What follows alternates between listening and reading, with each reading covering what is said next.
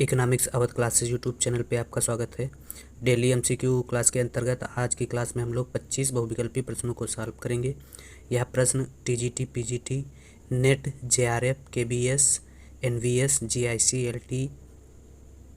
एवं झारखंड शिक्षक भर्ती परीक्षा के लिए महत्वपूर्ण है।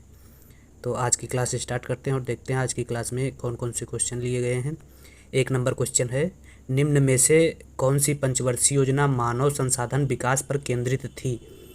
ए ऑप्शन 5वीं पंचवर्षीय योजना, बी 7वीं, सी 8वीं और डी तीसरी पंचवर्षीय योजना।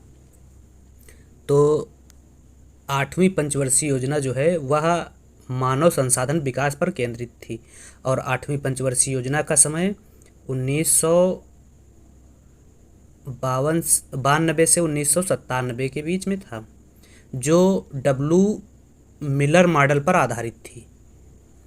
इसके अलावा ऑप्शन में 5वीं पंचवर्षीय योजना, तो 5वीं पंचवर्षीय योजना का समय 1974 से 1982 के बीच में था, जो डीपी धर मॉडल पर आधारित थी और 5वीं पंचवर्षीय योजना का उद्देश्य या केंद्रीय बिंदु निर्धनता उन्मूलन था। इसके अलावा बी ऑप्शन में है 7वीं पंचवर्षीय योजना। 7वीं पंचवर्षीय योजना जो है वह इसका समय 1985 से 90 के बीच में रहा 5 वर्ष और इसका केंद्रीय बिंदु जो था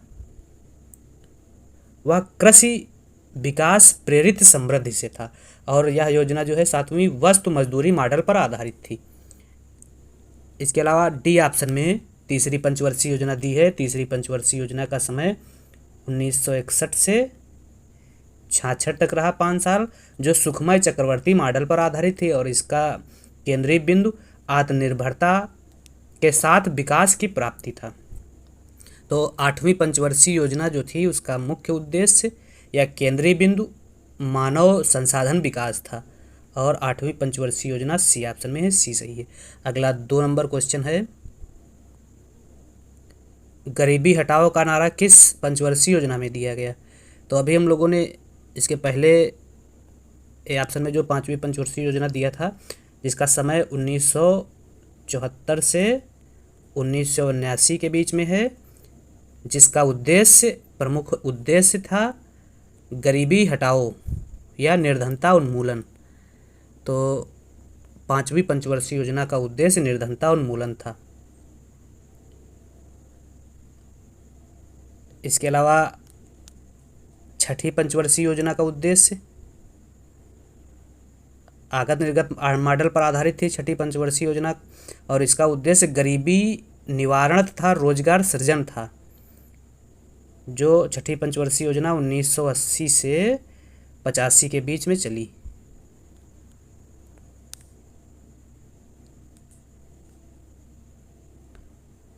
इसके अलावा दूसरी पंचवर्षीय योजना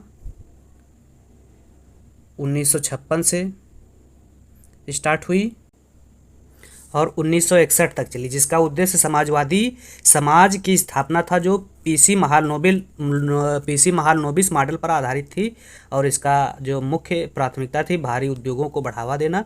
दूसरी पंचवर्षीय योजना में ही लौह इस्पात संयंत्र राउरकेला, भिलाई और दुर्गापुर स्थापित किए गए।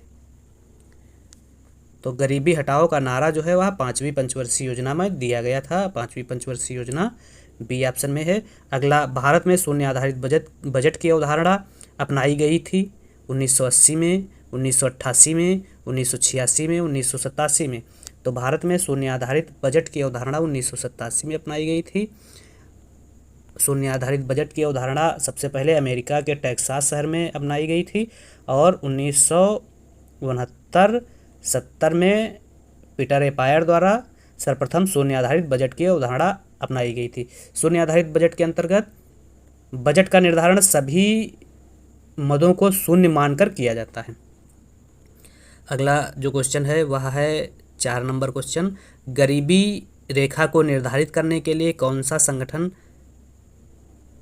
सर्वेक्षण करता है? नीति आयोग सर्वेक्षण करता है। तो नीति आयोग ए ऑप्शन में है। नीति आयोग का full form national institute transforming India, जिसकी स्थापना 2015 में हुई थी, 1 जनवरी 2015 को। अगला जो क्वेश्चन है वह है 5 नंबर, NSSO की स्थापना कब हुई? तो NSSO की स्थापना 1950 में हुई थी और जिसका मुख्यालय नई दिल्ली में है। National sample survey office, national sample survey office की स्थापना 1950 में हुई थी और 1950 ए ऑप्शन में है, ए सही हो जाएगा 5 का। अगला 6 नंबर क्वेश्चन, किस बजट में वित्त मंत्री ने उदारीकृत विनिमय दर प्रबंधन प्रणाली की घोषणा की? केंद्रीय बजट 1991, 92, 92, 93, 93, 94, 90, 91। तो केंद्रीय बजट 1992-93 में उदारीकृत विनिमय दर प्रबंधन प्रणाली की घोषणा की गई थी। अगला 7 नंबर क्वेश्चन, भारत में उदारीकृत विनिमय दर प्रबंधन प्रणाली को लागू किया गया था। तो भारत में LERMS उदारीकृत विनिमय दर प्रबंधन प्रणाली जो है वह मार्च 1992 में लागू की गई। सी ऑप्शन सही 7 का। 8 नंबर क्वेश्चन, निम्न में से कौन से कार्यक्रम का अकाल राहत से सीधा संबंध है? ए मरुस्थलीय विकास कार्यक्रम, बी मरुस्थलीय विकास कार्यक्रम और सूखा संभाव्य क्षेत्रीय कार्यक्रम दोनों, सी नरेगा और डी सूखा प्रवण क्षेत्रीय कार्यक्रम। तो अकाल राहत से सीधा संबंध जो है सूखा प्रवण क्षेत्रीय कार्यक्रम से है और इस कार्यक्रम की शुरुआत भारत सरकार द्वारा 1973-74 में किया गया था और यह एक सिंचाई कार्यक्रम है। अगला जो क्वेश्चन है तो सूखा प्रवण क्षेत्रीय कार्यक्रम डी ऑप्शन में है। अगला 9 नंबर, राजस्थान में सूखा संभाव्य क्षेत्र कार्यक्रम का संबंध किस गतिविधि से है? गरीबी निवारण, वृक्षारोपण, जल संसाधनों का विकास, मिट्टी व नमी का संरक्षण करना। तो सूखा संभाव्य क्षेत्र कार्यक्रम का संबंध से नहीं है तो गरीबी निवारण से नहीं है, ये सही हो जाएगा। अगला 10 नंबर क्वेश्चन, झारखंड विजन 2010 में कितने सूत्र हैं? तो झारखंड विजन 2010 में मुख्य रूप से 27 सूत्र लिए गए हैं और झारखंड विजन 2010 से चालू किया गया था जिसका उद्देश्य झारखंड को समग्र आर्थिक विकास प्रदान करना था। तो ये सही हो जाएगा 10 का। 9 नंबर क्वेश्चन, सूखा प्रवण क्षेत्रीय कार्यक्रम की शुरुआत किस वर्ष हुई? तो सूखा प्रवण क्षेत्रीय कार्यक्रम की शुरुआत 1973-74 में हुई थी, डी ऑप्शन सही है। अगला 12 नंबर क्वेश्चन, राष्ट्रीय प्रतिदर्श सर्वेक्षण संगठन NSSO संगठन की जगह ऑफिस हो गया का मुख्यालय कहाँ है? तो इसका मुख्यालय जो है NSSO national sample survey office का मुख्यालय नई दिल्ली में है और इसकी स्थापना 1950 में हुई थी। अगला, भारत में जनगणना 2011 के अनुसार अनुसूचित जनजातियों की संख्या का प्रतिशत है। तो भारत में अनुसूचित जनजातियों की संख्या 8.6% है, बी ऑप्शन सही है 13 का। अगला 14 नंबर क्वेश्चन, भारत की जनगणना 2011 के अनुसार भारत में अनुसूचित जाति की संख्या का प्रतिशत है। तो अनुसूचित जाति की संख्या 16.2% है, 16.2 ए ऑप्शन में है 14 का, ऐसे ही हो जाएगा। अगला 15 नंबर क्वेश्चन, निम्न में से कौन ऑपरेशन ग्रीन मिशन से संबंधित है?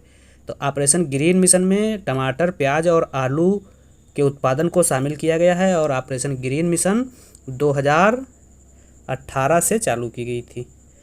टमाटर, प्याज और आलू तो किस ऑप्शन में है देख लेते हैं। ए में टमाटर, दाल तो ए गलत हो जाएगा, टमाटर, मिर्च बी भी गलत हो जाएगा, टमाटर, प्याज, दालें सी भी गलत हो जाएगा, टमाटर, प्याज और आलू डी ऑप्शन में है, डी सही हो जाएगा। अगला, निम्न में से किस योजना का उद्देश्य अगले 3 वर्ष में 1 करोड़ युवाओं को कौशल प्रदान करना है? तो प्रधानमंत्री कौशल विकास योजना के अंतर्गत अगले 3 वर्षों में 1 करोड़ युवाओं को कौशल प्रदान करना है। झारखंड राज्य में कितनी बृहद सिंचाई परियोजनाएं हैं? तो 2022 के अनुसार झारखंड राज्य में 9 बृहद सिंचाई परियोजनाएं हैं। तो 9 ऑप्शन में नहीं दिया गया है तो ए ऑप्शन हो जाएगा 8, और 31 कुल सिंचाई परियोजनाएं चलाई जा रही हैं। अगला जो क्वेश्चन है 18 नंबर, झारखंड में वर्षा आश्रित चावल अनुसंधान केंद्र कहाँ अवस्थित है? हजारीबाग में अवस्थित है, सी ऑप्शन सही है। 2011 की जनगणना के अनुसार झारखंड का लिंगानुपात 943 है, सी सही हो जाएगा 19। 2011 की जनगणना के अनुसार झारखंड का लिंगानुपात है